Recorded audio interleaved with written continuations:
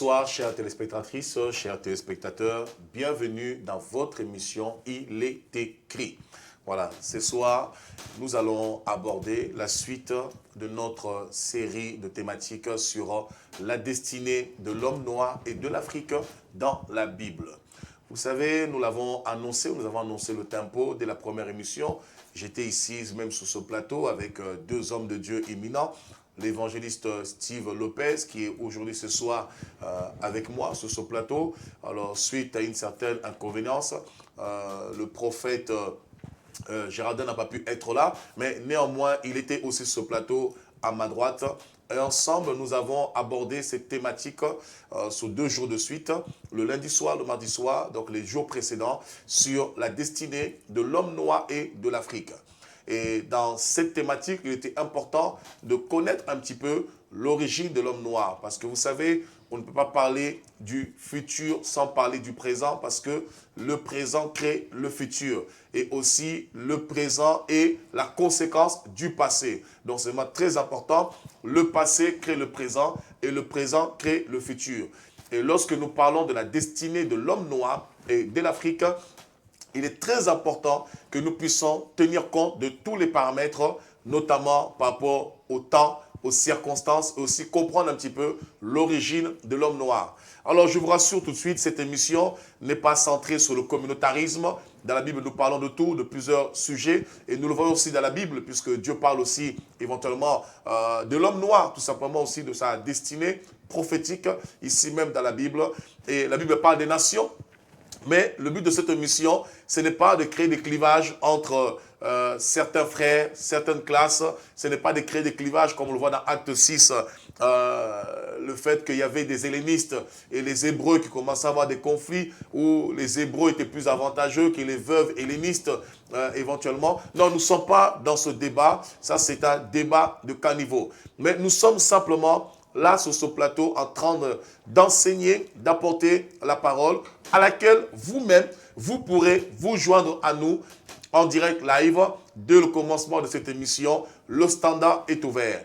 Vous pouvez appeler au 09 75 57 46 54. Je répète, vous avez le numéro qui s'affiche en bas de votre page normalement au 09 75 57 46 54. Donc, le but de cette émission, c'est aussi un petit peu éveiller l'intelligence de certains de nos compatriotes, certains de nos frères qui sont éventuellement de la couleur noire, si on peut dire ainsi, gris pour les autres.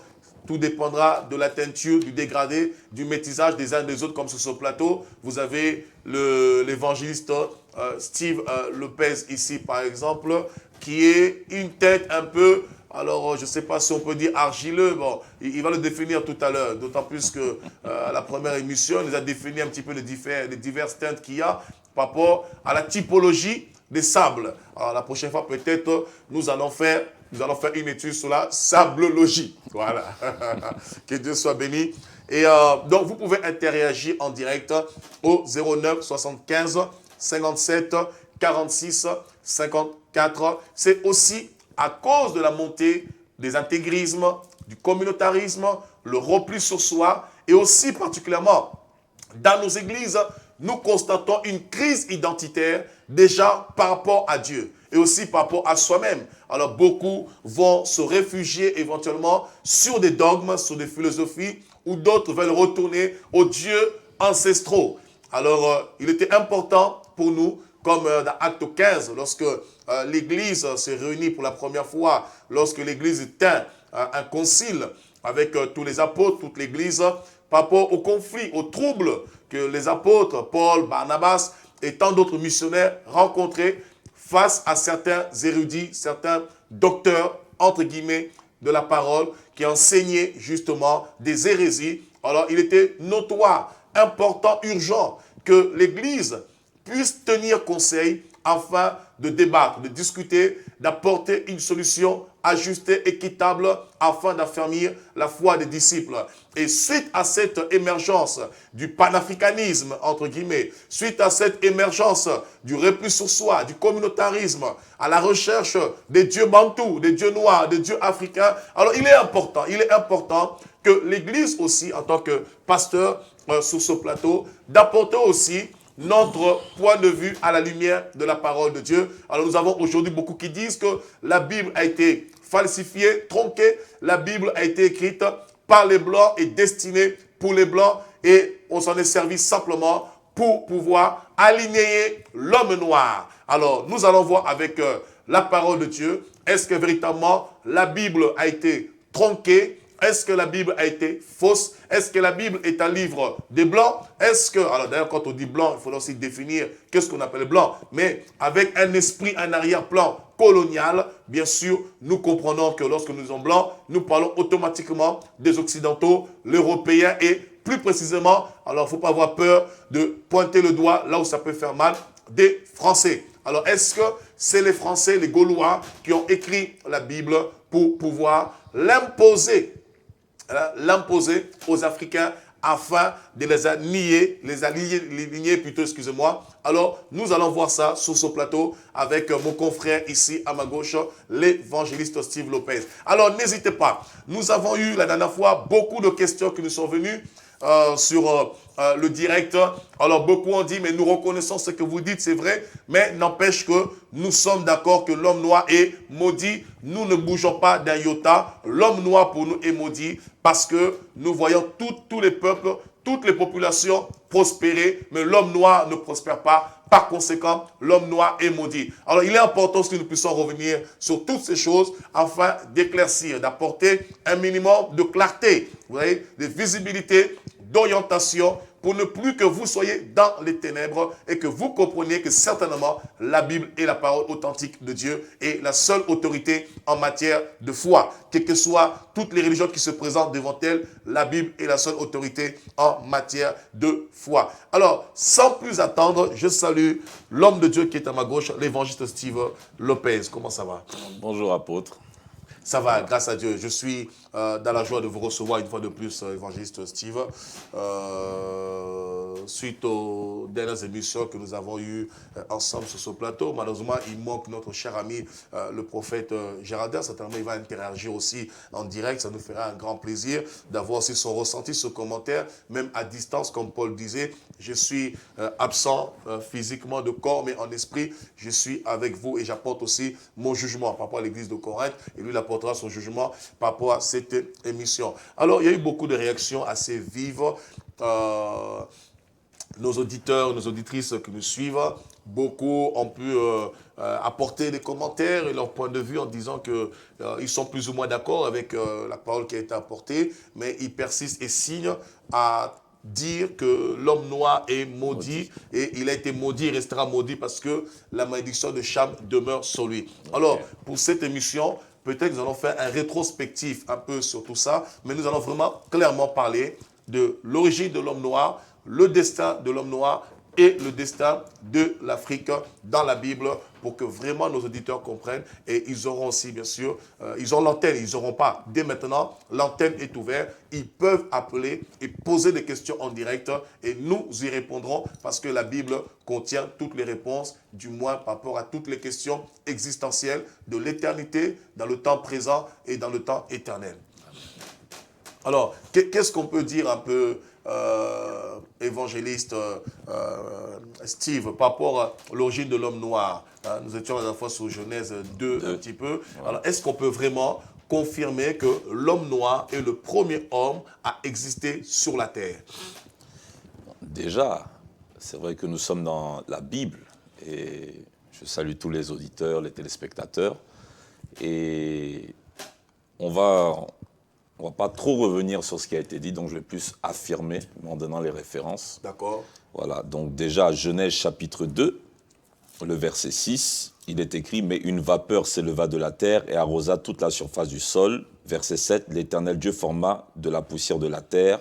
Il souffla dans ses narines un souffle de vie et l'homme devint un être vivant. » Donc, pour bien comprendre de quelle poussière on nous parle, de quelle terre on nous parle, il faut associer les deux versets. Donc, il y a de la vapeur qui s'élève et qui arrose la surface du sol. Donc, c'est d'une terre mouillée, une terre humide. Donc, ce qu'on appelle une terre humifère.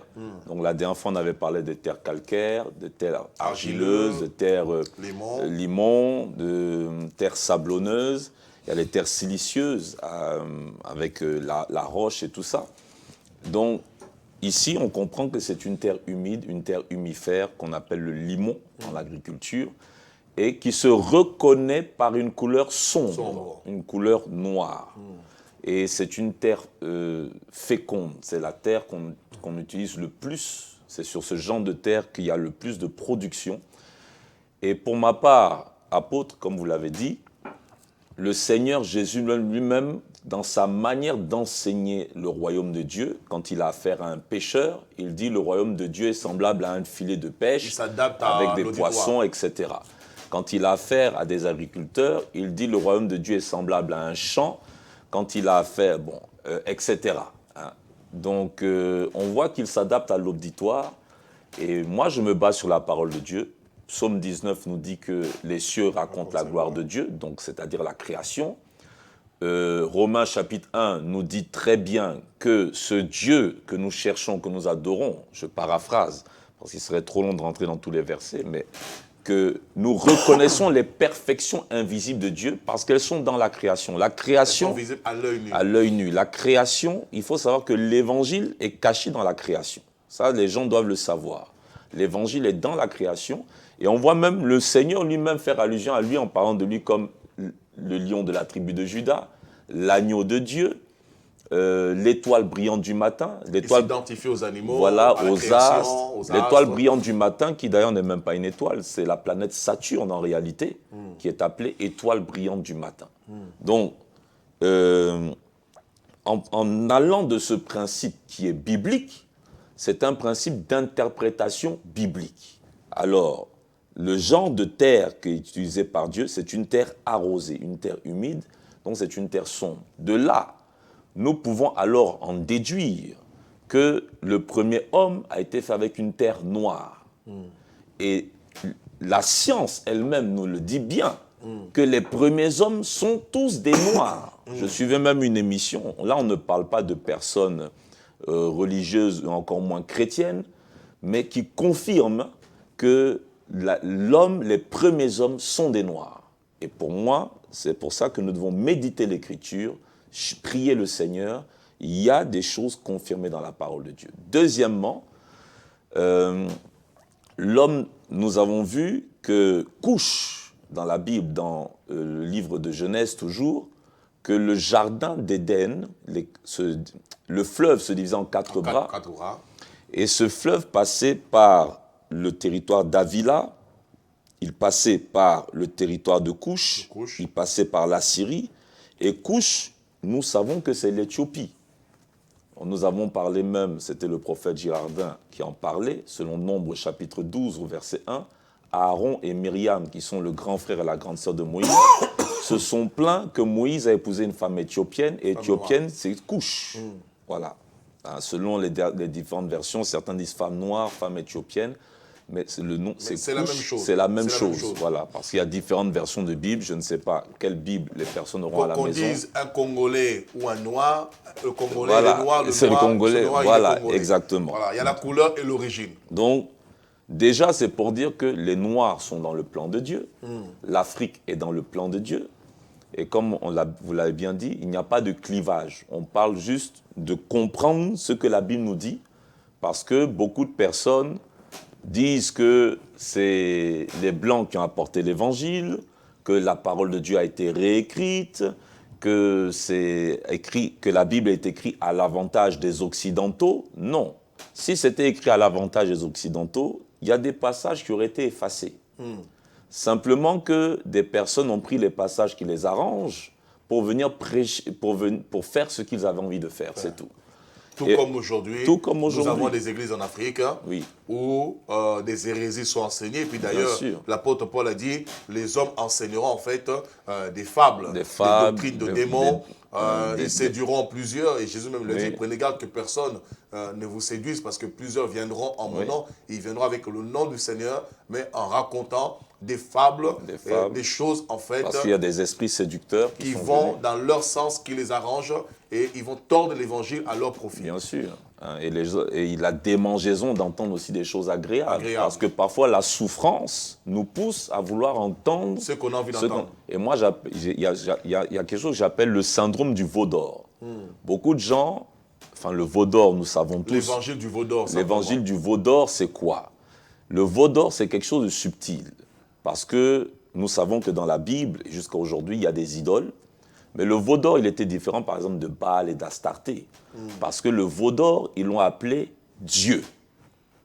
En fait, beaucoup de gens pensent que le veau d'or, c'est un autre Dieu qui était adoré. Ils ont voulu simplement se représenter le Dieu invisible par un veau d'or. Donc le veau d'or, c'est se faire un Dieu à son image. C'est vouloir amener Dieu à fonctionner selon sa culture, selon sa mentalité. Nous ne parlons pas de ça.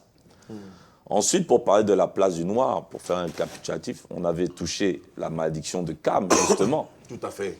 Et on avait précisé, selon le livre de Genèse, chapitre 9, qu'il ne s'agit pas de la malédiction de Cam. Quand nous lisons, il faut qu'on s'arrête mot par mot. Noé n'a jamais maudit Cam, Noé a maudit le fils de Cam. C'est-à-dire, il a maudit Canaan. Donc c'est différent. C'est comme si, au lieu de me maudire moi, on maudit mon enfant. Donc moi, je ne suis pas maudit. C'est mon enfant qui est maudit. Donc Cam n'est pas maudit. Nous savons que Cam, certainement, était noir. Parce que c'est de Cam, quand on voit les enfants de Cam, parmi ces enfants, Cam, le chapitre 10 de Genèse au verset 6, les fils de Cam furent Couche, donc l'Éthiopie. Mitzraïm, c'est l'Égypte. C'est encore des Noirs. C'est des Noirs. Parce que l'histoire confirme que tous les premiers Égyptiens sont des Noirs. Il y a Pout, c'est la Libye. C'est la Libye. Ça, même ceux qui ne croient pas en la Bible, des archéologues, des historiens le disent. Ça, c'est confirmé. Il n'y a pas de débat dessus. Donc Canaan, certainement, était noir. En tout cas, on ne sait pas, comme vous l'avez dit, de quel teint ou quel dégradé, mais certainement, ils n'étaient pas des blancs. Ça, c'est sûr. Donc ces 4 fils étaient des noirs, certainement de couleur sombre. Et donc Cam n'est pas maudit, c'est Canaan qui est maudit. Donc Couche, vu que c'est l'Éthiopie, c'est l'Afrique. Mitzraïm, c'est l'Égypte, c'est l'Afrique. Pout, c'est la Libye, c'est l'Afrique. Mais Canaan, c'est la Palestine. C'est la Palestine. Puisque plus tard, nous voyons dans Genèse toujours que Dieu va dire à Abraham, tes descendants seront esclaves dans une terre étrangère. Nous saurons plus tard que c'est l'Égypte. Mais plus tard, quand l'inimitié des Amoréens, les Amoréens c'est qui? Des Phérésiens, des Jébusiens, les Philistins. C'est les descendants de Canaan. Et donc c'est sur le territoire de Canaan qu'ils vont partir les trouver. Et ils vont hériter, ils vont arracher ce territoire par la permission de Dieu. Donc c'est la Palestine. Si on veut se baser sur une histoire de malédiction, c'est les descendants de Canaan en Palestine qui sont maudits. Donc l'Afrique n'a jamais été maudite. Un autre argument pour démontrer et vraiment, vraiment abolir cette pensée que Dieu a maudit les Noirs et l'Afrique surtout, c'est que quand une malédiction démarre, elle va attendre combien de temps avant de démarrer? 400 ans. 400 ans. Ok. Mais là, je parle au niveau de l'Afrique. Donc, Couch, Misraïm et Pout qui sont l'Éthiopie, l'Égypte et la Libye. Et quand on dit Éthiopie, Égypte, Libye, il ne faut pas seulement voir ces pays, il faut voir les pays aussi alentours. Voilà. Dès dans la Bible, qu'est-ce que nous voyons? Dans le même Genèse chapitre 10, ça c'est très intéressant. Le verset 8, Couche engendra aussi Nimrod. Donc, il n'y a pas que 4 fils. Couche a engendré un 5e fils qu'on appelle Nimrod. Si les autres sont des ancêtres des Noirs et Africains, donc Nimrod sera de quelle couleur? Noir. Nimrod est un Noir. Est un Africain. Est un Africain, il faut le dire. C'est lui qui commençait à être puissant sur la terre. Donc, le premier homme puissant sur la terre, selon la parole de Dieu, c'est un Noir. Le premier homme qui va avoir l'idée de bâtir une cité, c'est un Noir. Le premier homme qui va avoir l'idée d'organiser un peuple, c'est un Noir. Le premier homme qui devient puissant, c'est un Noir. Donc la malédiction, là, elle est où sur les Noirs? Ça ne tient pas debout. Ça ne tient pas debout, c'est quelque chose de logique. L'argumentaire ne tient pas. Et quand on suit un peu, je ne vais pas rentrer, mais... Si, nous sommes dedans, nous sommes dedans. Quand on suit un peu, c'est quel peuple qui va dominer Israël? Des Égyptiens, c'est des Noirs. C'est des Noirs. Combien de temps plus tard, des siècles plus tard, siècles. donc la malédiction, malgré les siècles, n'atteint toujours pas les Noirs.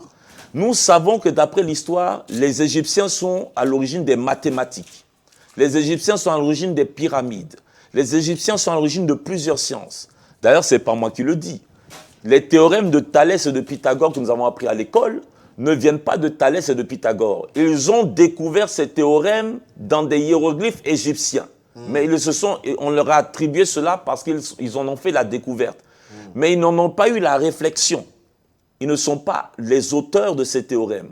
Donc, les premiers scientifiques, la première puissance militaire, la première puissance économique, c'est des Africains, c'est des Noirs.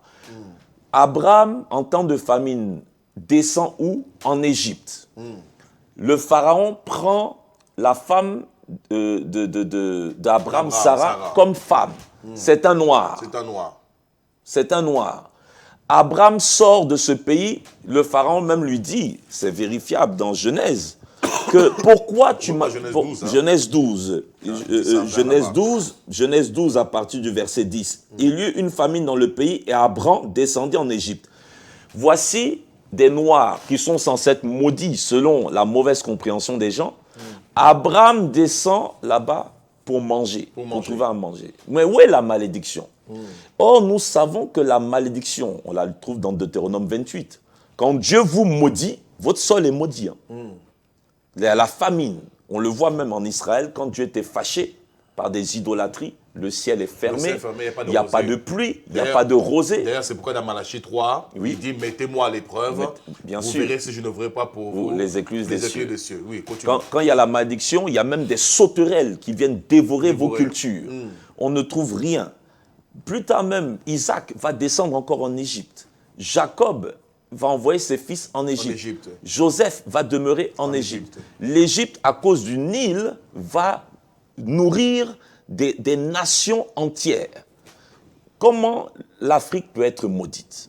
Et là, le pharaon même, qui va prendre Sarah pour femme, à un moment, le verset 14, il dit « Lorsqu'Abraham fut arrivé en Égypte, les Égyptiens virent que la femme était fort belle.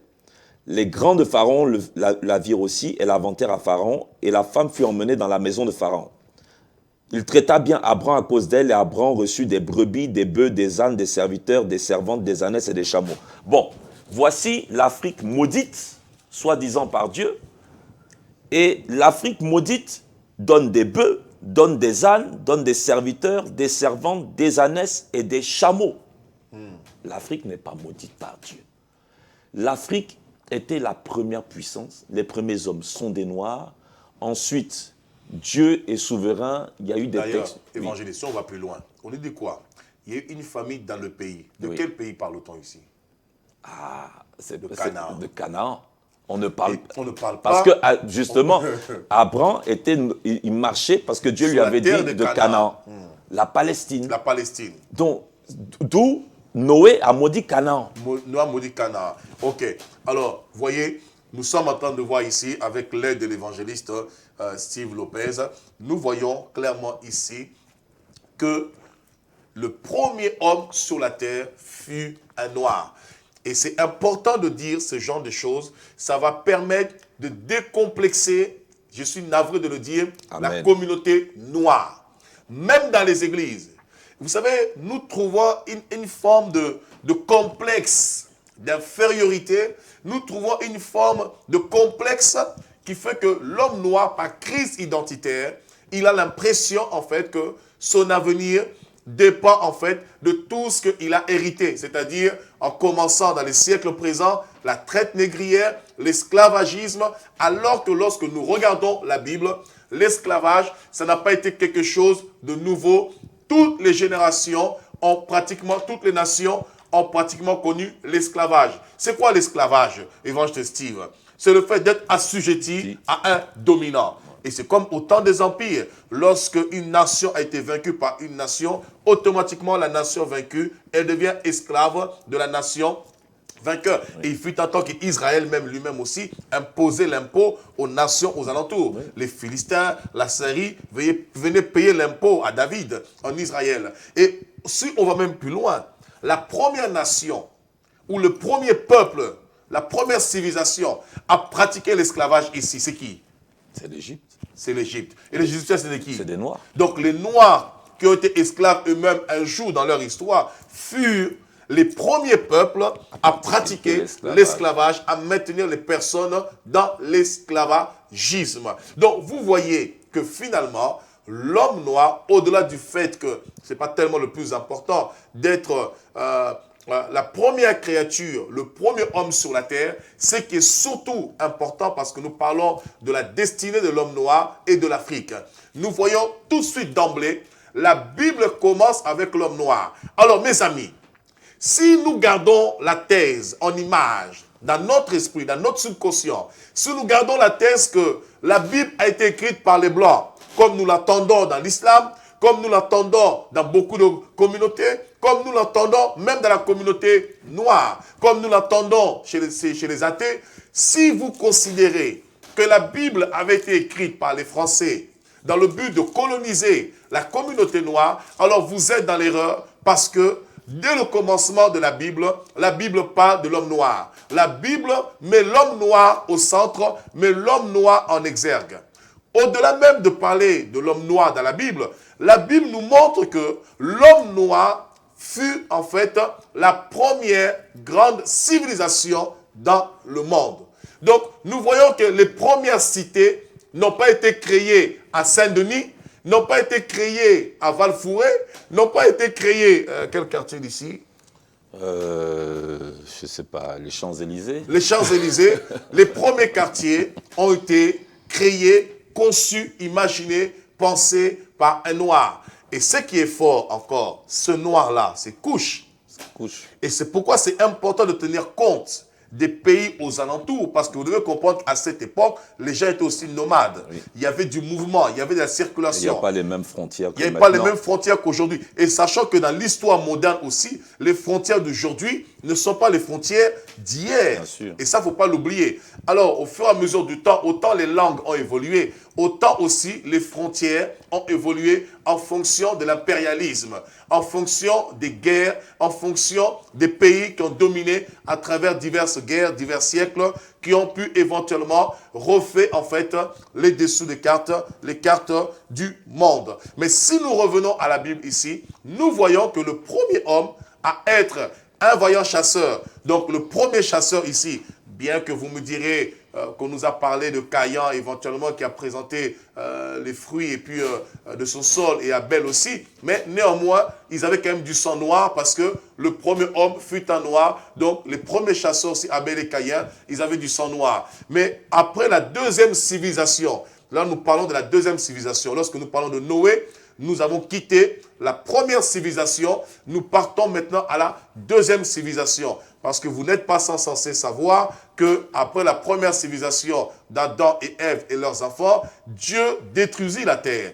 Et lorsque Dieu détruisit la terre par une pluie diluvienne, donc par le déluge, qu'on retrouve dans Genèse chapitre 6, vint alors maintenant une nouvelle civilisation que nous pouvons nommer la civilisation de Noé. Et dans la civilisation de Noé, ici, l'évangile Steve nous parle de ces trois enfants, de Sem, de Japheth et de Cham ou de Cam, selon la prononciation des uns et des autres. Alors, il suppose que Cham était un noir ou Cam parce qu'un de ses enfants, Couche, est un noir de façon limpide, explicite et claire. Et notamment lorsque nous voyons les autres enfants, nous voyons qu'il y a Pout, nous voyons qu'il y a Misraïm qui est l'Égypte, c'est un noir, et nous voyons Pout, la Libye, que nous supposons aussi c'était un noir. Mais si nous revenons à la racine même hébraïque du père Cham ou Cam, Cham en hébreu ou Cam en hébreu veut dire le brun. Donc si nous parlons du brun, forcément, nous parlons d'une peau mate. Nous ne parlons pas d'une peau claire, nous parlons d'une peau mate. Donc nous avons la certitude, rien que par la définition du nom de Cham ou de Cam, qu'il était brun, donc ça fait normal qu'un brun ne puisse produire que des bruns ou des noirs. Tout dépend de la tête, mais nous pouvons comprendre cela. Et nous voyons que Nimrod est le premier à bâtir une ville. Alors, je parlais des frontières. Regardez bien où est-ce que Nimrod bâtit. On nous dit que celui qui fut le premier à bâtir la ville de Ninive. Où se trouve Ninive? Il bâtit le pays de l'Assyrie. Où se trouve l'Assyrie? De l'autre côté de l'Euphrate.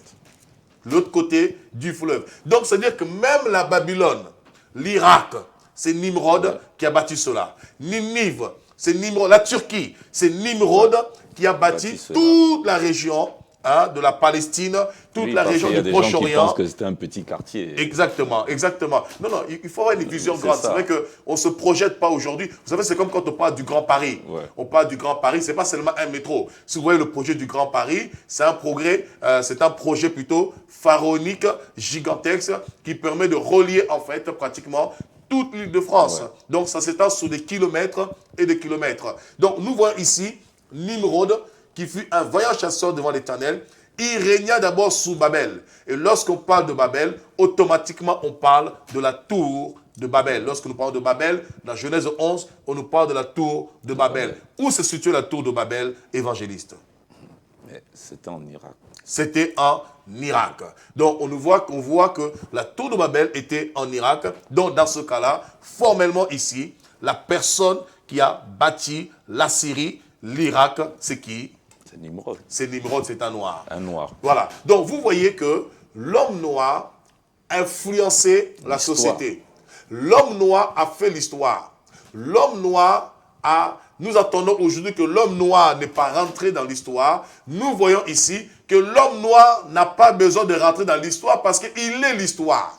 C'est-à-dire, nous disons aujourd'hui que l'Afrique est le berceau de l'humanité. Comme nous entendons dire aujourd'hui que l'Amazonie est le poumon de la terre. Eh bien, vous savez, un poumon, c'est l'artère principale, c'est l'organe principal. Vous arrachez le poumon, vous arrachez le cœur, les personnes ne vivent plus. Eh bien, autant l'Amazonie est le poumon de la terre par rapport à l'environnement, autant l'homme noir, justement, est le poumon, le berceau de l'Afrique, notamment l'homme noir est la base même, le socle de l'humanité. L'homme noir n'a pas besoin de faire l'histoire, ou n'a pas besoin de marquer l'histoire, parce qu'il est l'histoire. Donc comme il est l'histoire, nous ne faisons que contempler l'histoire. Mais nous pouvons simplement dire qu'au jour d'aujourd'hui, par rapport à ce que nous voyons, par rapport à ce que nous constatons, nous avons l'impression que l'homme noir ne marque pas l'histoire par rapport aux enjeux, aux défis du XXIe siècle. Mais si nous regardons les outils que nous utilisons aujourd'hui, si nous regardons les technologies que nous utilisons aujourd'hui, ont été perfectionnées à partir d'une base, à partir des techniques qui furent anciennes, qui viennent notamment et qui ont été développées par ici, on dit bien le premier bâtisseur. Amen. On dit, attendez, moi j'ai mal lu. Hein, non mais c'est ça. Je ne sais pas si c'est le même livre. Hein, c'est ça. Genèse 10, 8, couche engendra aussi Nimrod, celui qui commence à être puissant sur la terre. Il fut un vaillant chasseur devant l'Éternel, ce quoi on le dit comme Nimrod, vaillant chasseur devant l'Éternel. Il régna d'abord sous Babel, Irak, Akkad et Calné, au pays des Chiléens. De ce pays-là sorti Assur. Il bâtit Ninive, Rob, Ir, Kalash et Rézen. Entre Ninive et Kalak, c'est la grande ville. La grande ville, nous savons tous, c'est la Babylone. Babylone, la grande ville. Donc, on nous montre ici que celui qui a régné. Et pour aller encore plus loin, étayer la pensée, l'homme noir est le premier à inspirer le gouvernement humain. C'est-à-dire, l'homme noir est le premier à instaurer le gouvernement humain ou le nouvel ordre mondial, c'est-à-dire que toutes les nations de la terre ne soient qu'une seule nation et que tous les pays n'aient plus de frontières, que tous les pays, en fait, soient des villages et ces villages réunis forment une seule ville. C'est pourquoi il a bâti ici la grande ville. Parce qu'à son époque, il y avait le pays d'Avila, il y avait le pays de Pout, il y avait Mitzraïm, mais le centre névralgique de toutes ces nations qui étaient là, c'était la grande ville, la Babylone, que Nimrod avait bâtie. Et si on va dans Genèse 11, on nous dit au verset 1, toute la terre avait une seule langue et les mêmes mots. Alors pour que toute la terre, on dit bien toute la terre. Donc lorsqu'on parle de toute la terre ici, on parle de toute la création. Alors pour mieux comprendre, regardez bien un peu l'histoire. J'ai pris 2-3 notes qui vont nous aider. Quand on voit dans Genèse 10, on nous montre la postérité de toutes les nations. On nous montre ici, Sem par exemple, la postérité ici de Japheth. Voilà. Japheth a eu 7 fils. On nous parle de Gomer, de Magog, de Madai, de Javan, de Tubal, de Méchec et de Tiras. Alors, la postérité, premièrement, si nous commençons de Gomer, Gomer, c'est les Celtes. Gomer, c'est les Celtes, et Gomer a donné naissance aux Celtes, aux Gaulois, aux Irlandais et aux Français. Ça, c'est Gomer. Donc, ils font partie de la postérité des nations, qui étaient là dans Genèse chapitre 11. On nous parle ensuite de Magog. Magog, ici, c'est les Scythes. Ensuite, on nous parle, comment ça s'appelle, de Madai. Madai, c'est les Mèdes. Ensuite, on nous parle de Javan. Nous savons tous que Javan, Daniel a dit, le prince de Javan m'a bloqué. Ce sont les Grecs. Ensuite, on nous parle ici de Tubal, de Méchec et, comment ça s'appelle, de Tiras. Donc, nous voyons ici les Tiras, par exemple, ce sont les Turcs. Les Tiras ici, ce sont les Turcs. Donc, les nations turques, l'Empire ottoman, les Turcs sont descendants de Japheth. Mais on nous dit ici, toutes ces nations parlent une même langue. Si nous descendons par exemple sur la postérité de Sem, nous avons Loud, nous avons Elam, Aram, nous avons Assur, nous avons Arpachad. Et si nous descendons sur la postérité maintenant de Cham, nous avons Pout, on l'a dit, la Libye, nous avons Mitzraïm, l'Égypte, nous avons Couche, l'Éthiopie. Mais on nous dit ici dans Genèse 11, toutes ces nations parlaient une seule langue. Or, la première personne à être puissante sur la terre, le mot puissant, c'est ce que nous retrouvons dans Acte 1. Lorsqu'elle dit que vous recevrez une puissance survenant sur vous, vous serez mes témoins. Et ici, Nimrod était le premier à être puissant, ça veut dire qu'il avait l'influence sur toutes les nations. Littéralement, celui qui dominait toutes les nations. Et pour permettre que toutes les nations aient une seule langue, cela demande un gouvernement humain.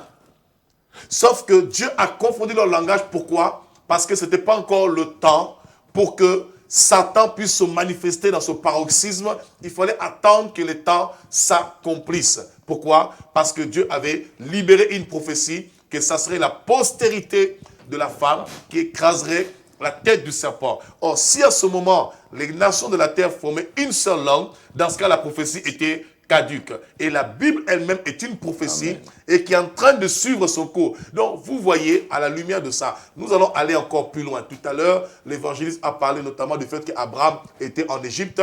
Alors là, il nous introduit directement dans la destinée de l'Afrique par rapport aux nations. Donc, nous voyons ici clairement que l'homme noir n'est pas maudit. L'homme noir n'a jamais été maudit. Et la personne qui a été maudite ici, ce n'est pas l'homme noir. Même si Cham, le père de Canaan, était noir, la malédiction n'était pas orientée directement sur Cham.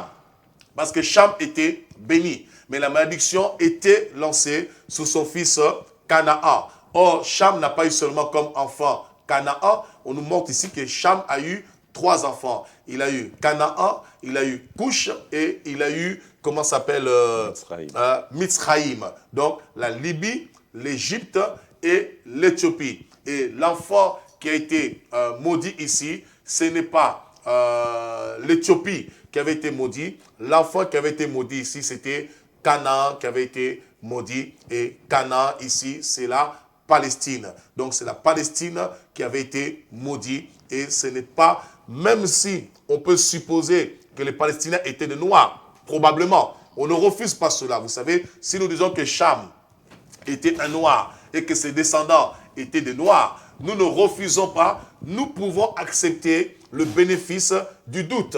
Ou bien nous pouvons accepter la thèse que Canaan était noir et qu'il était maudit. Mais Canaan ne fait pas l'ensemble de tous les noirs, parce que Canaan est un peuple. Et d'ailleurs, on le voit lorsqu'on voit plus tard dans Genèse chapitre 10 au verset 13, on nous dit, Mitzraïm engendra les Ludim, les Anamim, les Léabim, les Naphtulim, les Patsurim, les Kalousim, d'où sont sortis les Philistins. Vous voyez, même les Philistins qu'on retrouvait, vous voyez, qui étaient les pires ennemis d'Israël, ils sont descendants de qui? Des Mitzraïm, descendants des Égyptiens. Parce que, c'est simple, vous allez mieux comprendre. C'est comme dans une famille, vous avez 5 enfants. Ils descendent d'un père et chaque enfant se marie. Et chaque enfant qui va se marier, chaque père de famille, chaque responsable de famille devient en fait une nation. Voyez? Mais la source, l'origine à la base était Mitzraïm et le père, ici notamment en l'occurrence, comment s'appelle, Cham. Voyez un petit peu. Donc ici, à son tour, Mitzraïm, l'Égyptien, il va avoir plusieurs enfants. Et ces enfants aussi, les princes de ces enfants vont aussi devenir des postérités, de contrées, et ils vont avoir leur territoire et ils vont se développer. Et aussi, on nous dit après, verset 15, Canaan engendra, voilà pourquoi c'est très important de comprendre. Regardez bien. Est-ce que Sidon, la ville de Sidon et de Tyr, ça se trouve où? Regardez bien, très bien. On nous dit ici, verset 15, Canaan engendra Sidon, son premier-né, et Hetz. Et les Jébusiens, c'est très important de comprendre cela. Et les Jébusiens, les Amoréens, les Girgasiens, les Éviens, les Archiens, les Signiens, les Arvadiens, les Tsémariens, les Amassiens. Ensuite, les familles des Cananéens se dispersèrent. Regardez maintenant. Les limites des Cananéens, on nous définit la limite. C'est très important d'aller en profondeur. Parce que sinon, on peut s'égarer. Tout à l'heure, nous avons dit qu'il n'y avait pas de limite. C'est pourquoi je disais le fait que chaque père de famille était une postérité, une descendance. On pouvait se dire, bon, les gens étaient éparpillés un peu partout, étaient mélangés. On nous apporte maintenant une précision ici pour déterminer les limites de Canaan. Et cela nous permettra de comprendre lorsque Dieu dit à Abraham que je donnerai ce pays à ta descendance, nous pouvons maintenant délimiter ce pays et comprendre qui étaient les peuples qui habitaient à Canaan. Et nous allons voir que ces peuples qui habitaient à Canaan n'étaient rien d'autre que les descendants des Cananéens qu'on retrouve ici, les Jébusiens, les Amoréens, les Girgasiens, les Éviens, les mêmes peuples, nous allons le retrouver plus tard dans Genèse 15, 16 et même 17. Il dit quoi? Les limites de Canaan allèrent depuis Sidon, du côté de Guéra, jusqu'à Gaza. La Palestine. Gaza se trouve où aujourd'hui? Tout le monde le sait. La Palestine se trouve où aujourd'hui? Gaza, du moins, on va dire Gaza. Gaza se trouve où? En Palestine. Donc, ça veut dire que vous ne pouvez pas nier l'histoire. Et Dieu merci parce que, vous voyez, nous sommes ici à l'origine, même ici, Dieu est tellement bon parce qu'il savait que les hommes voudraient réécrire l'histoire. Dieu a fait en sorte, autant, il y a des contrées où les noms ont été effacés, mais il y a des noms pour justement enlever tout doute, toute suspicion, pour éviter de créer des thèses et des théories abracadabrata. Ah ben Dieu a veillé à ce que les noms soient maintenus. Donc on nous montre ici les territoires de Canaan qui vont jusqu'à Sidon. Sidon qui touche la ville de Tyr, et qui va jusqu'à Gaza et du côté de Sodome, de Gomorrhe, d'Adma, de Tseboïm, jusqu'à Lécha. Ce sont là les fils, on dit bien, ce sont là les fils de Cham, selon leur famille, selon leur langue, selon leur pays, selon leur nation. Allons maintenant dans Genèse chapitre 15. Allons dans Genèse chapitre 15. Alors, nous voyons ici que ce territoire, c'est la Palestine et ce n'est pas l'Éthiopie. On est bien d'accord, ce n'est pas l'Éthiopie, ce n'est pas le noir. Pourquoi j'insiste dessus? Parce que nous allons voir que Dieu parle clairement des noirs dans la Bible. On parle clairement de l'Éthiopien, on parle clairement du noir. On nous dit ici,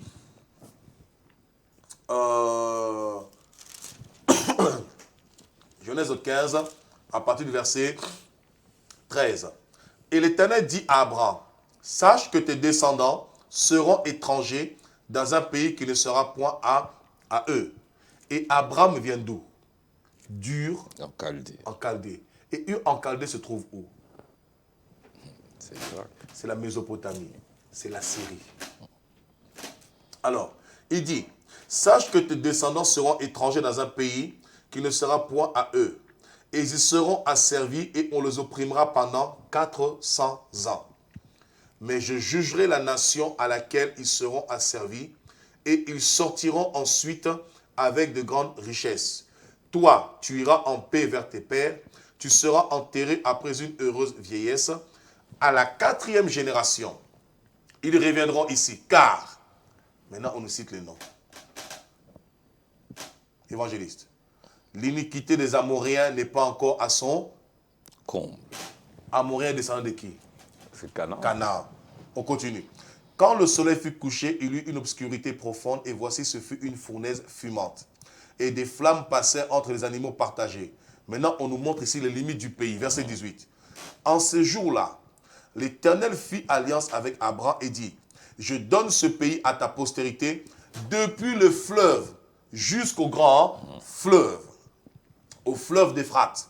Le pays des Kéniens, des Kénisiens, des Cadoniens, des Essiens, des Phérésiens, des Raphaïm, des Amoréens, des Cananéens, des Girgasiens et des Jébusiens.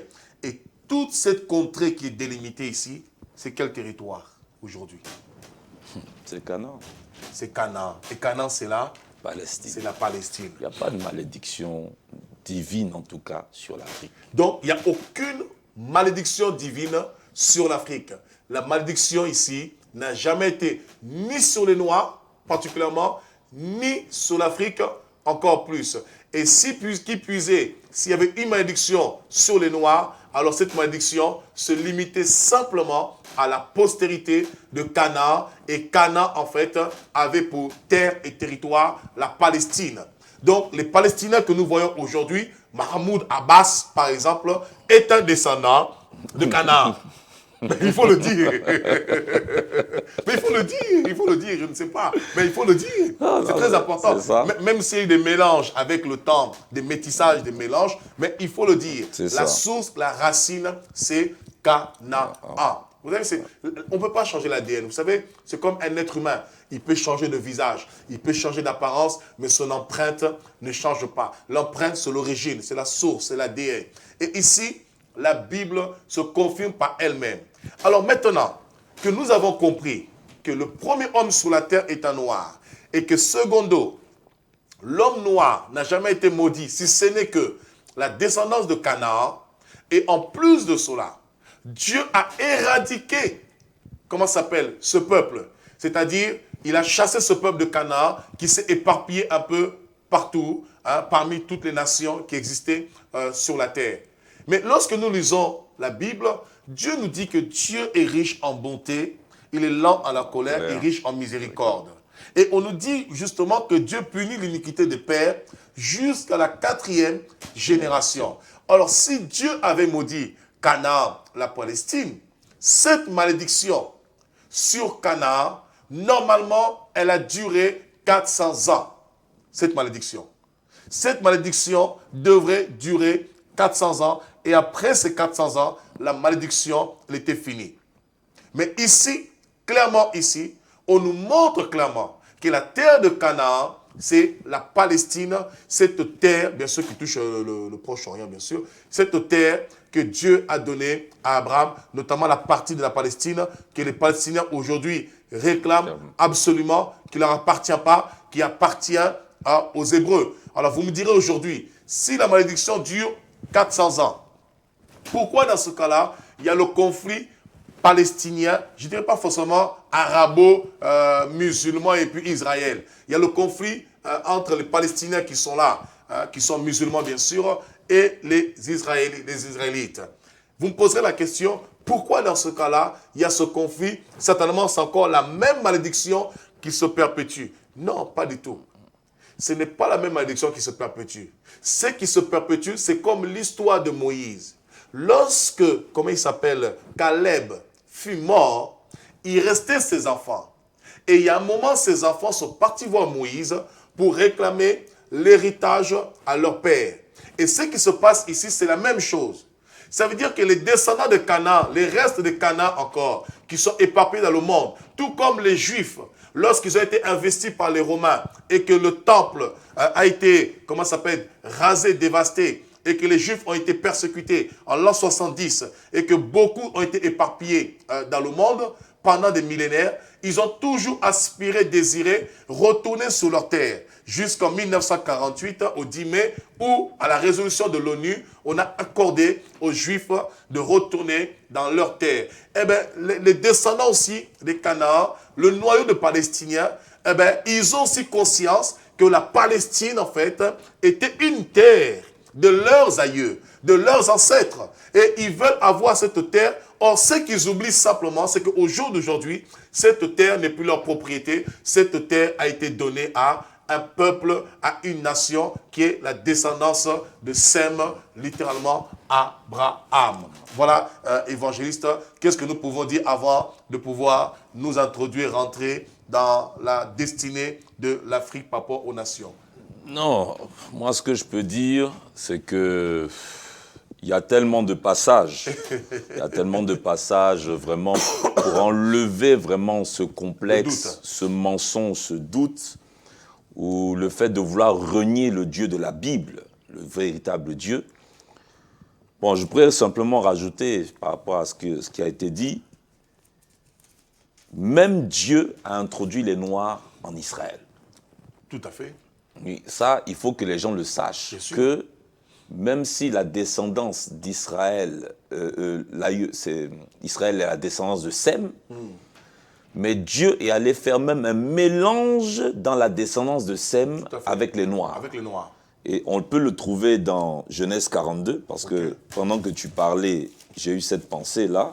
Genèse 42, le verset 50. Avant les années de famine, il naquit à Joseph 2 fils, que lui enfanta Asnath, fille de Potiphéra, prêtre d'On. Joseph donna au premier le nom de Manassé. Genèse combien? 41 plutôt. Pardon, Genèse 41. Autant pour moi, oui, merci. Genèse 41, le verset 50. Et donc, au verset 51, bon, on ne va pas trop lire, il y a Manassé et Ephraïm. Il va avec 2 fils. Mais le nom de cette femme-là, c'est une Égyptienne. C'est une Égyptienne. Donc, c'est une Noire. C'est une Noire. Donc, à un moment, vous devez savoir que Dieu permet ce mariage-là, et Ephraïm et Manassé sont 2 métis. Tout à fait. Donc, ils ont maintenant du sang noir. Ils ont le sang de Cam, qui rentre là. Maintenant, quand on va plus loin, dans Genèse... Et ça, c'est même prophétique. Parce que Dieu montrait par là qu'il est venu sauver toutes les nations. Bien sûr. Et en fait, Dieu, il n'y a ni juif, ni grec, ni esclave, ni blanc, ni noir. C'est important de comprendre les Écritures. Tout à fait. Et là, c'est vrai que c'est à cause du temps. Moi, je ne rentre pas dedans, mais nous frôlons le côté prophétique et le côté destiné. Tout à fait. Parce qu'aujourd'hui, c'est vrai que le thème, c'est plus la destinée. La destinée. Nous sommes la destinée. Dans Genèse 48, le verset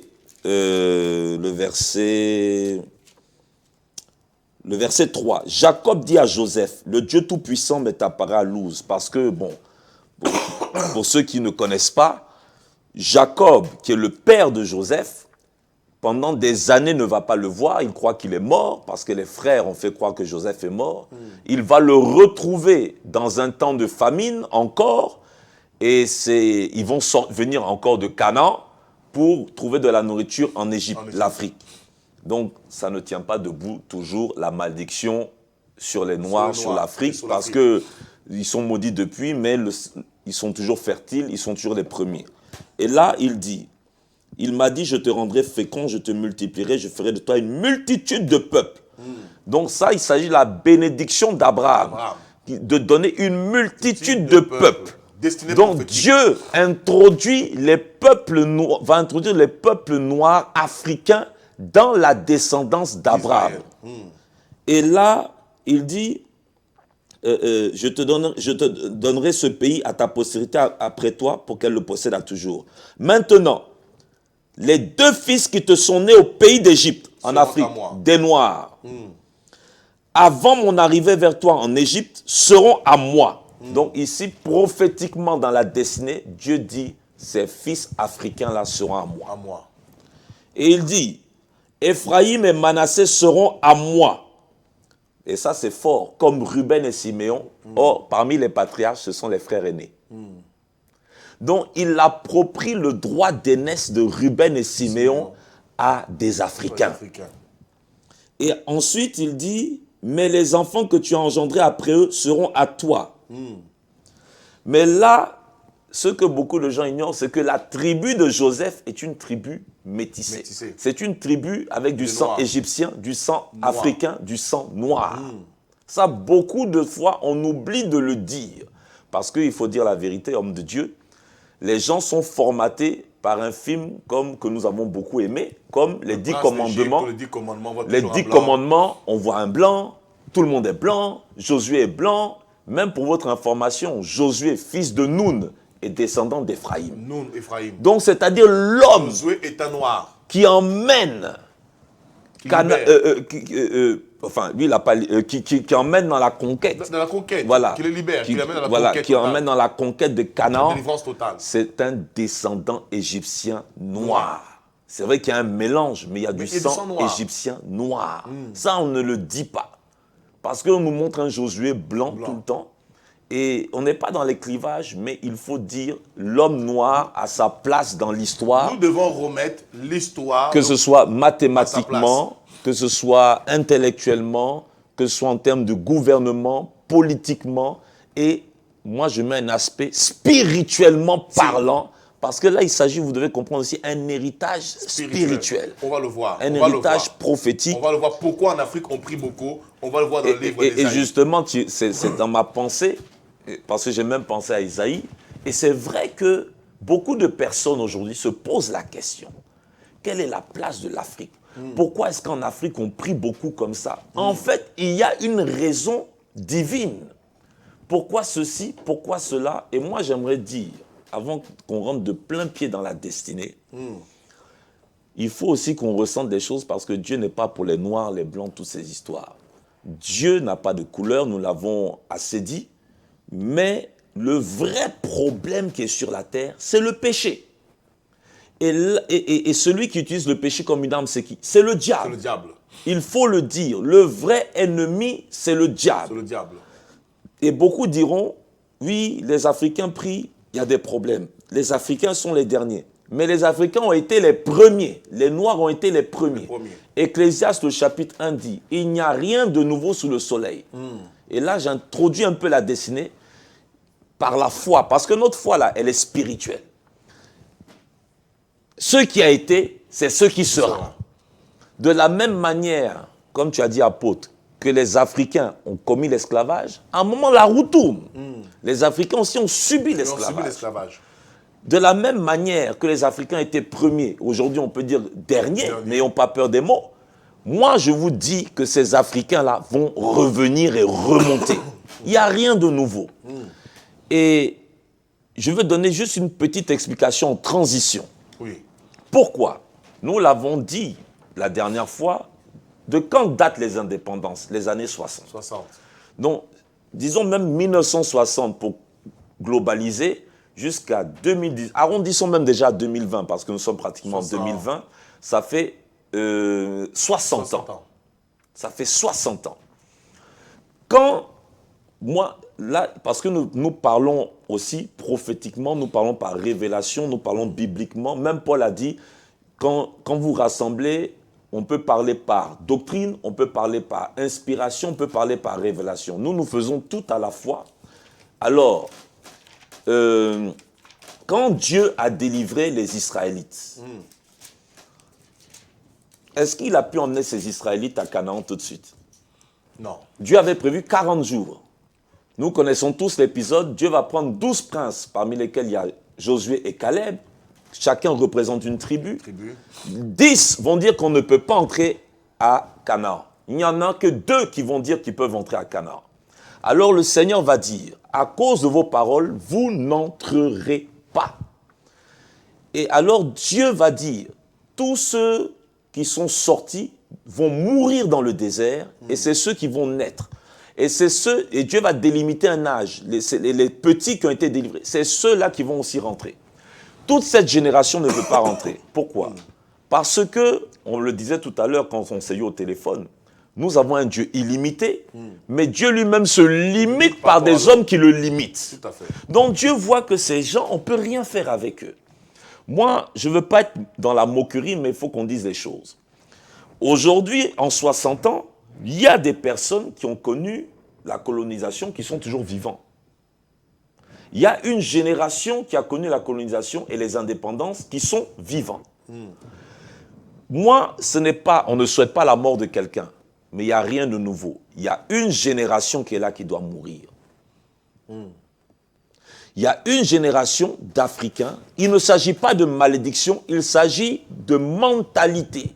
C'est la génération, en fait. Voilà, parce qu'il faut savoir qu'au-delà des couleurs, l'homme, c'est l'homme. Il n'y a pas le péché des Africains, le péché des Européens. Les mêmes péchés sont partout. Le mal, c'est le mal. Donc, il faut savoir une chose. À ce niveau, Dieu a... génération il y a une génération... qui a subi l'esclavage avec la mentalité. Déjà, nous le voyons, que la génération des Africains aujourd'hui est différente.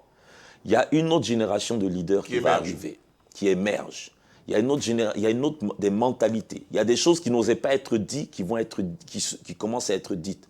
Nos enfants auront encore autre chose. Vous allez voir que dans ce processus-là, parce que quand vous dites que ça c'est les Blancs, quand vous êtes complexé, il ne faut pas se mentir, il y a des séquelles. Il y a encore des séquelles. Mais les enfants qui n'ont pas connu les séquelles là, eux, vous allez voir qu'ils auront une autre mentalité, des perspectives, ils auront une mentalité de c'est possible, une vision, on peut le faire, une vision d'avenir. On est capable de le faire.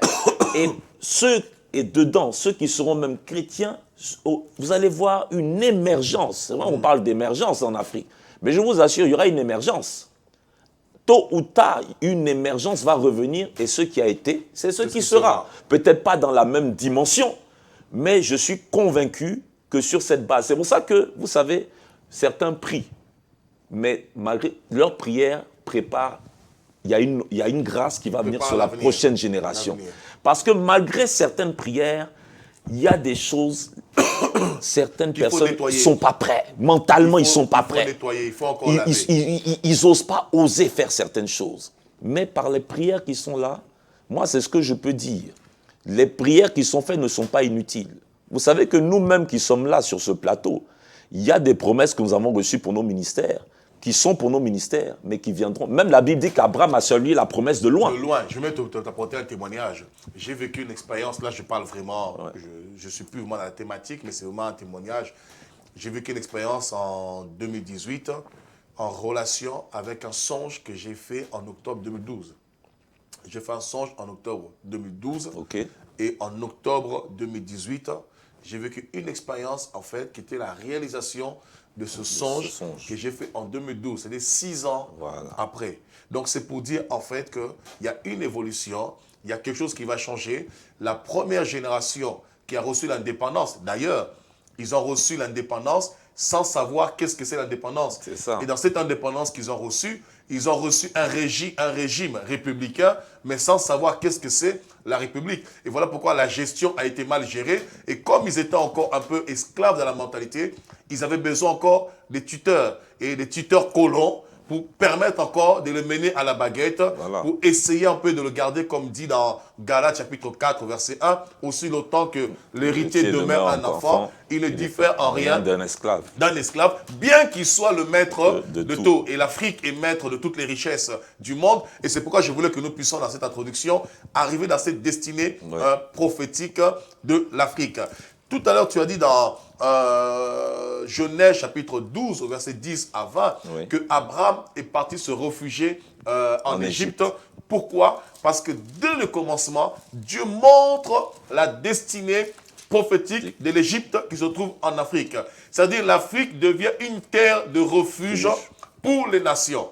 Une terre de refuge pour le monde. Pourquoi? Parce que lorsque Dieu appela Abraham, Dieu dit à Abraham, toutes les nations de la terre seront bénies en toi. Or, au moment où Abraham a fui la famine et parti en Égypte, les nations de la terre étaient dans son sein. Donc, cela veut dire que la bénédiction des nations qui étaient dans le sein d'Abraham ont besoin, malgré eux, d'aller chercher refuge en Afrique pour justement jouir des richesses de l'Afrique. Et c'est ce qui se passe. Et c'est ce qui se passe tout le temps. Et pour montrer encore, si on peut pousser encore la chose plus loin, parce que on me dit tant que nous sommes en train de chuter, nous arrivons à la fin de cette émission. Allons plus loin un petit peu. Nous avons parlé de couches.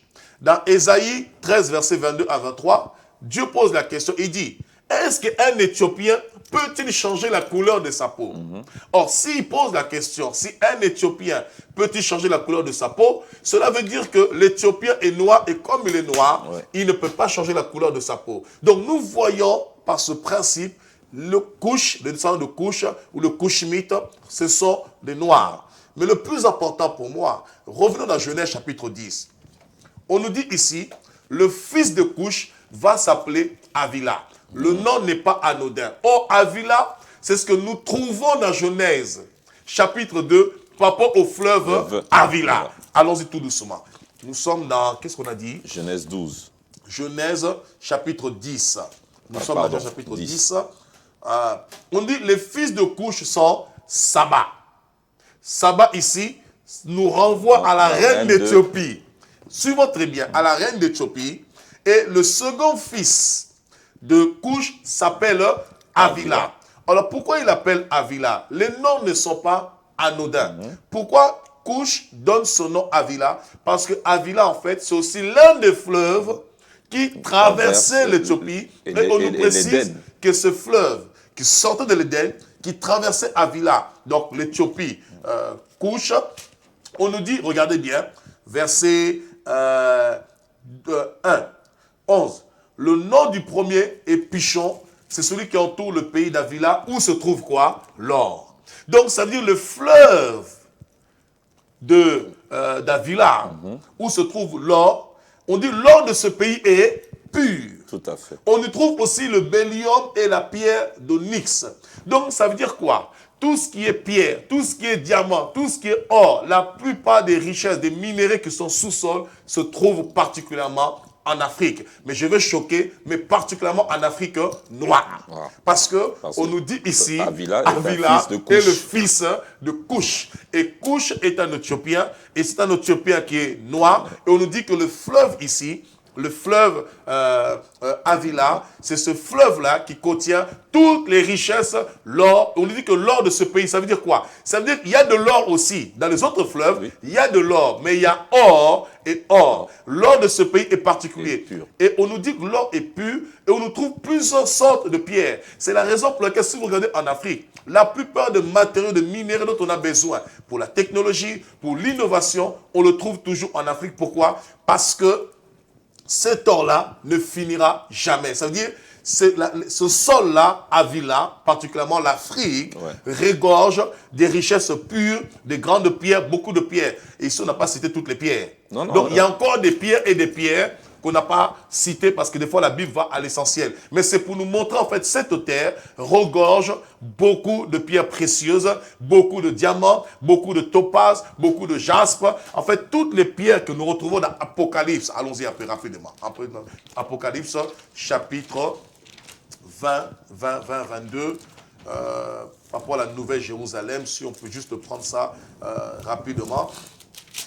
On nous dit ici l'Apocalypse chapitre 21, à partir du verset 18. La muraille était construite en jaspe. Voilà. La muraille était construite en jaspe et la ville était d'or pur, semblable à du verre pur. Les fondements, on dit bien pur. Pourquoi? Parce que l'or de Avila est un or pur. Les fondements de la muraille de la ville étaient ornés de pierres précieuses. Quel fleuve qui avait plus de pierres précieuses? Le fleuve d'Avila. Les pierres précieuses, on est où là? De toute espèce. Le premier fondement était de quoi? Le jaspe. Le deuxième, saphir. Le troisième, chalcédoine. Le quatrième, d'émeraude. Le cinquième, de sardonyx. Le sixième, de sardoine. Le septième, de chrysolite. Le huitième, de béryl. Le neuvième, de topaz. Le dixième, de chrysoprase. Le onzième, d'hyacinthe. Le douzième, d'améthyste.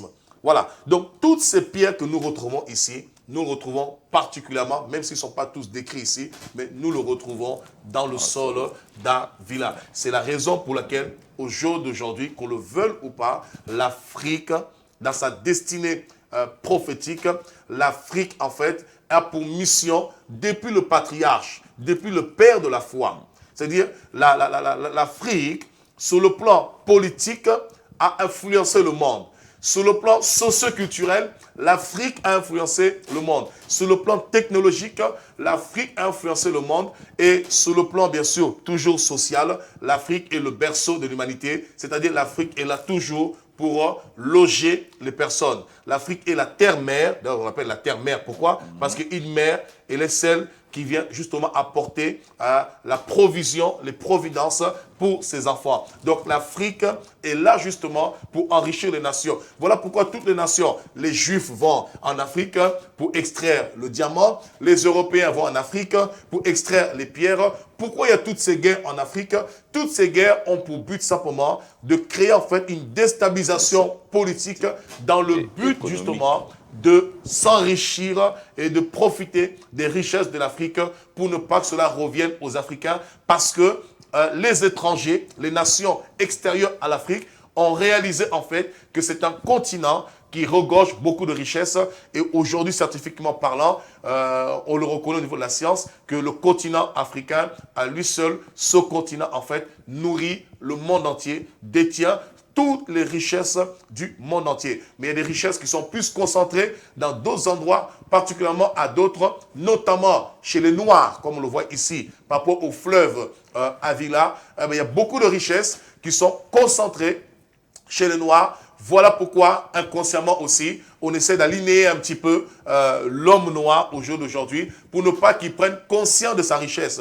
D'où le Galates chapitre 4 qui dit « Aussi longtemps que l'enfant l'héritier est un enfant, il ne diffère en rien d'un esclave. » Donc l'Africain doit hériter de toutes ces richesses qui sont dans sa terre, mais comme il vit comme un enfant, il n'a pas encore la maturité. C'est ce que je voulais dire, c'est-à-dire qu'il faut laisser un temps. Le temps de mûrir. De mûrir. Parce que c'est ce que Dieu a même fait avec les propres Israélites. Il fallait les laisser mûrir dans une mentalité, dans une foi. Et nous pouvons même dire qu'au vu de ce verset, la richesse de l'Afrique ne finira jamais, ne terminera jamais, jusqu'à la fin du monde, les nations prendront la preuve. Nous avons eu la France-Afrique, aujourd'hui nous avons la Chine-Afrique. Et après la Chine-Afrique, nous aurons peut-être la Russo-Afrique, nous aurons encore d'autres alliances qui seront faites. Pourquoi? Parce que l'Afrique reste toujours une terre de richesse, de providence pour les nations.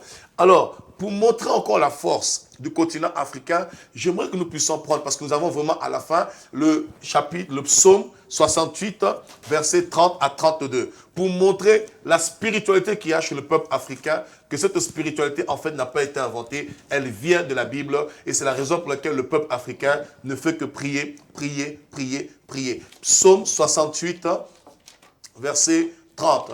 Donc, vous qui dites que les Africains prient, prient, prient, ils doivent arrêter de prier. Non, le problème n'est pas la prière. Le problème est simplement l'ignorance de l'Africain qui fait qu'il n'arrive pas à comprendre qu'il a des richesses entre ses mains, qu'il doit atteindre la maturité pour jouir des richesses qu'il y a entre ses mains. Ce problème n'est pas un problème de Dieu. Dieu n'est pas fautif. Ce n'est pas la faute de Dieu d'avoir béni le sol africain. Ce n'est pas la faute de Dieu d'avoir fait de l'homme noir le premier explorateur du monde. Ce n'est pas la faute de Dieu d'avoir fait de l'homme noir un des premiers, comment s'appelle, un des premiers puissants de toute la terre. C'est simplement à l'homme noir au XXIe siècle, au jour d'aujourd'hui, de se prendre en main, de se prendre en charge, de vivre comme un adulte et de ne plus vivre comme un enfant, Amen, comme un bébé, mais il doit se prendre en charge, en main, pour relever justement les défis qui sont devant lui, pour vivre dans une sorte ou une forme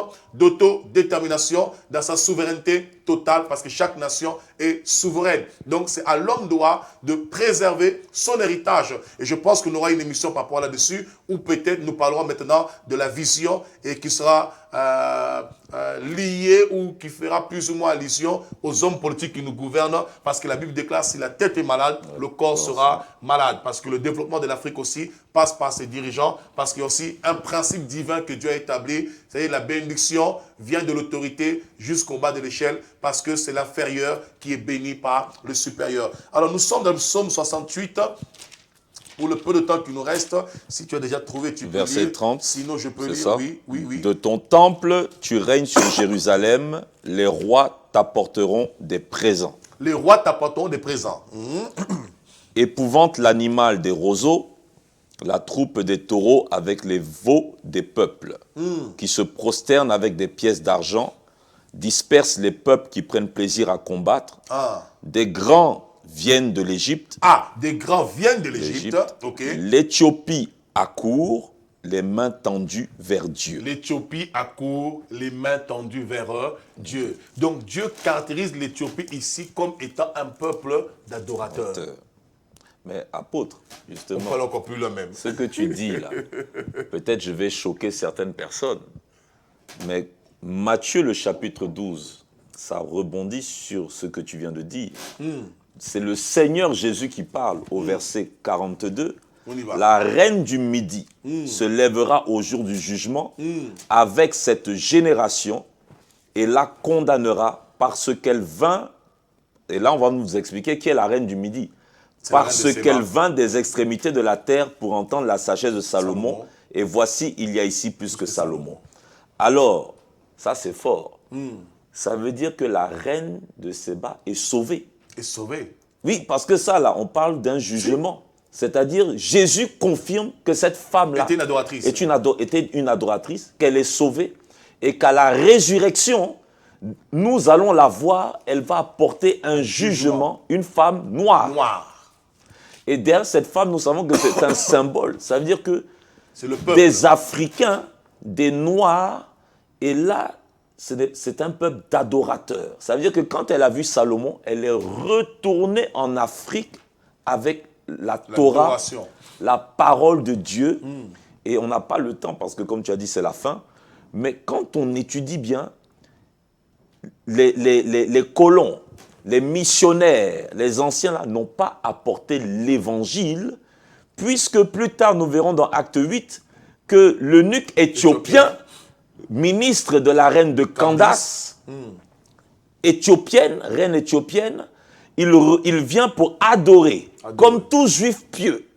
Et il repart. Il repart avec l'évangile. Et moi, je crois que c'est une révélation. Dieu, la seule fois où on a vu un prédicateur disparaître devant un homme, c'est devant un noir. C'est devant un noir. Et certainement, je ne le dis pas par supériorité ou autre, moi-même, je suis mélangé. Certainement, parce que ce peuple africain est tellement adorateur, tellement dans la prière, que Dieu dit, Philippe, pour ces gars-là, tu n'as pas besoin de continuer. Lui-même, il retourne avec l'évangile. Donc, c'est-à-dire que les gens n'ont pas apporté l'évangile en Afrique. L'évangile était déjà, en Afrique. Je ne dis pas sur tous les Africains, mais était déjà en Afrique. Jésus de Nazareth, là, il était déjà connu en Afrique. Le Dieu unique était connu en Afrique. D'ailleurs, quand on va chez les Congolais, on va chez les Camerounais, eux, ils vous diront qu'il y en a là, ils prient des idoles. Mais il y en a jusqu'à aujourd'hui qui disent non, nous, on prie le Dieu unique, créateur du ciel et de la terre.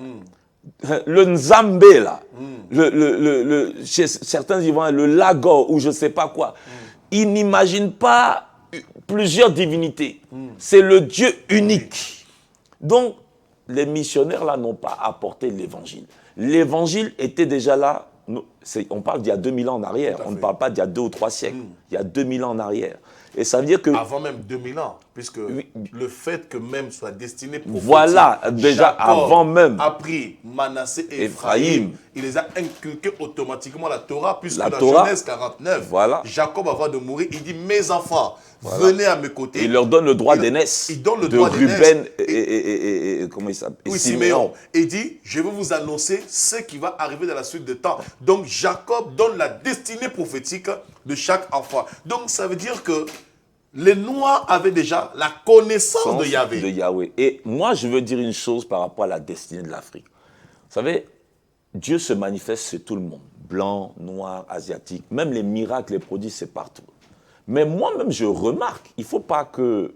Et chaque assemblée a ses défauts et ses qualités. Mais il est vrai que parfois, il faut dire les choses.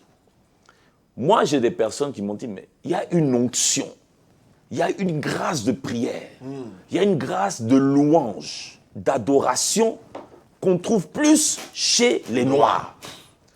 Parce que c'est Dieu qui a fait les choses ainsi.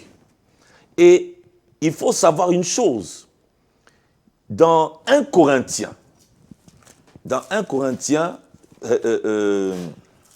Paul va dire quelque chose qui est valable d'ailleurs même pour n'importe quelle assemblée. Il dira au verset 26, « Considérez, frères », donc là il ne parle pas des Africains en général, mais ce principe par rapport au contexte actuel de l'Afrique s'applique. Que parmi vous qui avez été appelés, il n'y a ni beaucoup de sages selon la chair, ni beaucoup de puissants, ni beaucoup de nobles. Donc il dit que parmi les chrétiens là, il n'y a pas forcément beaucoup d'hommes riches. Il ne dit pas qu'il n'y en a pas, mais il y en a peu. Il ne dit pas. Mais Dieu a choisi les choses folles du monde pour confondre les sages.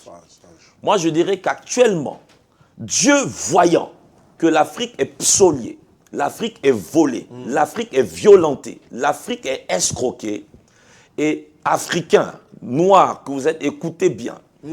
C'est pour cela qu'actuellement Dieu privilégie la richesse spirituelle, la richesse de l'adoration. Vous voyez, quand des Africains prient, vous avez l'impression que c'est leur maman, leur papa qu'ils ont perdu. Ils le font, parfois on sait qu'il y a du folklore, mais là je ne veux pas généraliser, je parle de manière globale. Mais il dit, Dieu a choisi les choses folles du monde. Moi, je vous dis, Dieu, actuellement, dans cette génération, il a choisi les Africains. Vu que vous considérez que l'Afrique, c'est les pauvres, l'Afrique, c'est du n'importe quoi, l'Afrique, il n'y a pas d'intellectuel, l'Afrique, il n'y a pas d'inventeur, l'Afrique, il n'y a rien. Alors Dieu a choisi de déposer une force dans l'Afrique. Ces personnes qui sont méprisées. Des personnes méprisées. Alors Dieu prend les choses folles. Déconsidérées. Aujourd'hui, vous allez voir. Homme de Dieu, toi-même, je pense que c'est peut-être ton cas, je ne sais pas. Nous avons été formés bibliquement. Je pense que les gens peuvent le voir sans orgueil. On ne s'est pas levé pour inventer des ministères du jour au lendemain. Mais au-delà de la formation biblique, quand vous écoutez certains prédicateurs, même connus ou pas, et vous écoutez parfois des hommes de Dieu africains, parfois, ils ont une révélation de l'écriture. Vous vous demandez, mais malgré...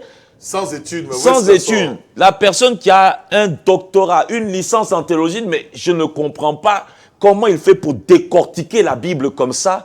Comment il fait pour aller dans certaines choses. Parce que Dieu a choisi les choses folles pour confondre la sagesse des sages.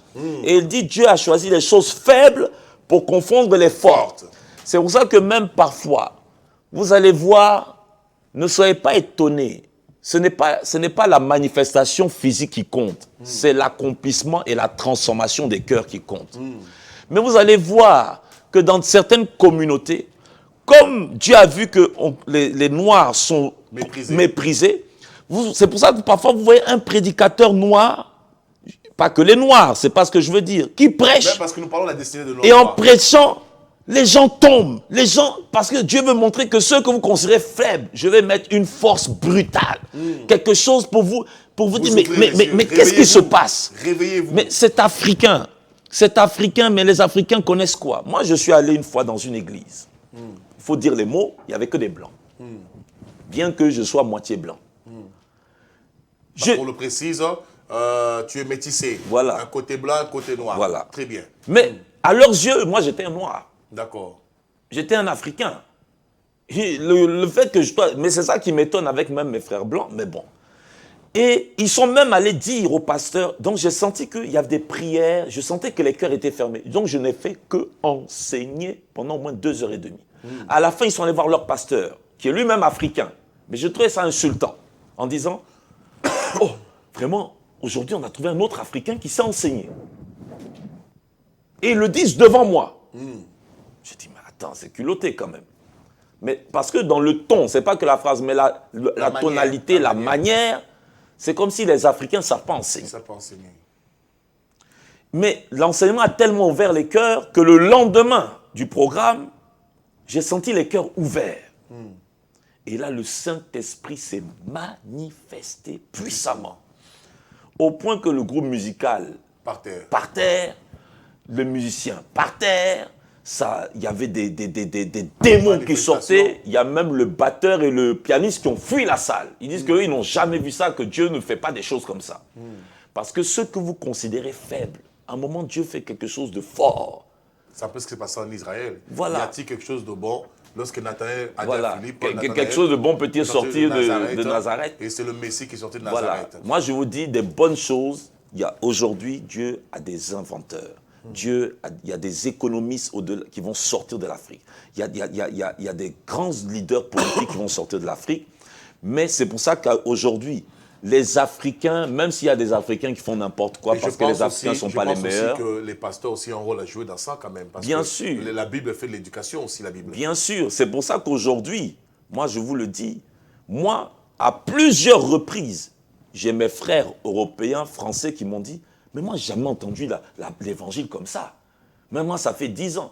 À moi, il faut rester humble, c'est vrai. Mais il ne faut pas qu'on soit dans la fausse humilité. Dieu a béni l'Afrique avec une spiritualité, avec une force. Même Paul dira, quoique pauvres, nous enrichissons plusieurs. Aujourd'hui, beaucoup... Moi, une fois, je ne vais pas citer le nom, il y a une dame qui travaillait avec M. Sarkozy. Elle vient me voir, elle m'a vu à une veillée avec d'autres pasteurs. Elle trouve mon numéro.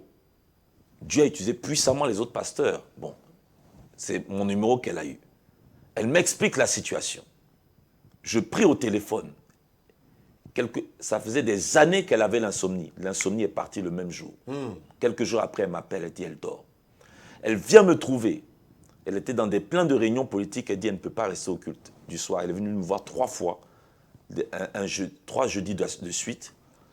Et en priant, des démons sont sortis. Je lui ai dit, mais le ministère où vous priez, je sais que Dieu se manifeste là-bas. Elle dit oui, mais ce que vous faites là. Et bon, je n'ai pas pris ça en insulte, mais quoique. Elle dit, mais vous les Africains, vous savez y faire avec ces choses. On croirait M. Chirac. Mais parce qu'il y a une réalité qui est là. Hein? Il y a une réalité, et même dans Ésaïe 61, 60, 61, on voit, en parlant du millénium, que Dieu parle de plusieurs nations. Et à un moment, il parle de Séba. Et on voit que de Séba sort la louange.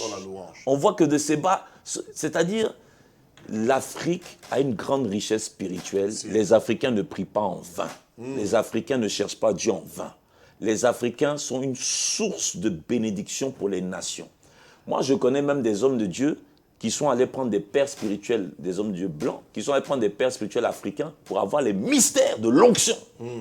Parce qu'à un moment, ils ont réalisé que Dieu aime tout le monde, ce n'est pas une question de couleur. Mais ils ont une grâce. Il y a une grâce qui est là.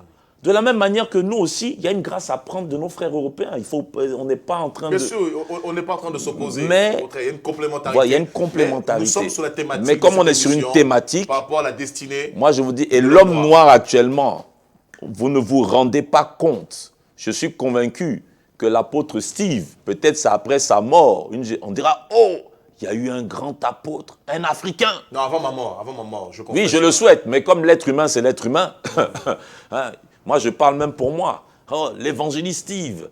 Parce qu'il y a une génération d'hommes de Dieu qui est là. Je vous dis, c'est le tour de l'Afrique. Beaucoup d'hommes de Dieu africains vont être pris comme des modèles, que ce soit dans l'enseignement, comme dans la manifestation de la puissance de Dieu. Et actuellement, les gens ne se rendent pas compte. Beaucoup d'hommes de Dieu africains sont en train de marquer l'histoire de l'Évangile. Amen, voilà. Ça, c'est le mot de l'évangéliste Steve. Beaucoup d'hommes de Dieu africains sont en train de marquer l'histoire de l'Évangile. Parce que Actes des Apôtres n'est pas fini. Hein? Tout à fait, tout à fait. Nous sommes à la fin de cette émission. Merci, évangéliste Steve, pour ta présence dans cette émission. Amen, merci. Et on pourra te retrouver à l'église Assemblée des Dieux des Nations, située dans le 13e arrondissement. Les informations seront données à la fin de cette émission, juste à la fin. Merci à vous, chères téléspectatrices, chers téléspectateurs.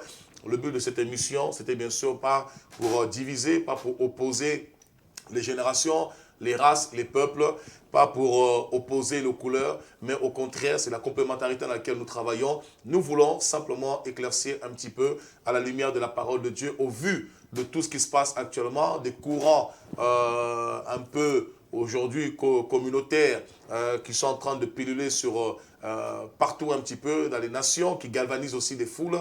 Alors il était important que nous puissions, à la lumière de la parole de Dieu, mettre un peu aussi de l'ordre dans tout ça, donner une orientation, une visibilité par rapport à la parole de Dieu, afin, bien sûr, de pouvoir endiguer toutes les fausses conceptions, toutes les pensées imaginaires, telles que l'homme blanc a spolié l'Africain, l'homme blanc a aligné l'homme noir, a utilisé la Bible pour spolier l'homme noir. C'est complètement faux. Ce n'est pas les colons qui ont emmené la Bible, bien que les colons ont emmené la Bible, mais ils n'ont pas amené la Bible, l'évangile.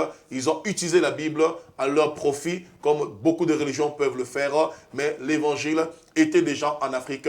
On le voit dans Acte 8 avec l'unique éthiopien. Et aussi, Dieu était déjà connu en Afrique.